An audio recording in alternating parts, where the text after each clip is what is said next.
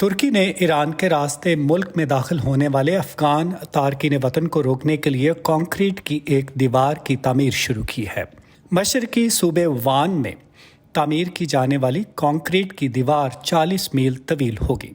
तुर्की ने ये कदम ऐसे वक्त उठाया है जब ईरान के रास्ते तुर्की में दाखिल होने वाले अफगान तारकीन वतन की तादाद में इजाफा हुआ है। अमेरिका और नेटो के अफगानिस्तान से इनखला और तालिबान की जानिब से इलाकों पर कब्जे के बाद बड़ी तादाद में पनाह के मुतलाशी मुल्क में जारी तशद्दुद से जान बचाकर अफगानिस्तान से फरार हो रहे हैं। Sınır hattında engellediğimiz ve गुज़िश्ता साल हमने सरहद पर तकरीबन 1,05,000 अफराद को रोका था। इस साल हमने जितने पनाह गुज़ीनों को पकड़कर उनके खिलाफ कानूनी कार्रवाई शुरू की है, उनकी तादाद 55,000 से तजावुज़ कर गई है।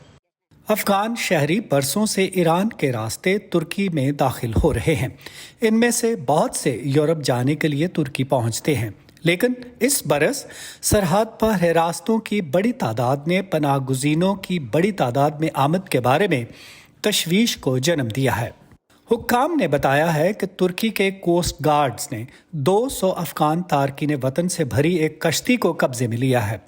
इससे पहले गुज़श्ता 10 रोज़ में ईरानी सरहद के नज़दीक हुक्काम ने 1500 ऐसे तारकीन वतन को हिरासत में लिया है जिनकी दस्तावेज़ात में बेकायदगियाँ थीं और इन अफराद में ज़्यादातर अफगान शहरी शामिल हैं। मुल्क के सदर तैयब रजब उर्दवान का कहना है कि वो पहले ही 37 लाख शामी मुहाजिरीन को पनाह दे चुकी है और पनाह गुज़ीनों की एक और लहर से बचना चाहती है। अक़वाम मुत्तहिदा के पनाह गज़ीनों के इदारे UNHCR के मुताबिक जनवरी से अब तक अफ़गानिस्तान में 2,70,000 से ज़्यादा अफ़गान अफराद मुल्क के अंदर बेघर होने पर मजबूर हुए हैं और यूं मुल्क के तकरीबन 35 लाख अफराद अपने घर छोड़ चुके हैं।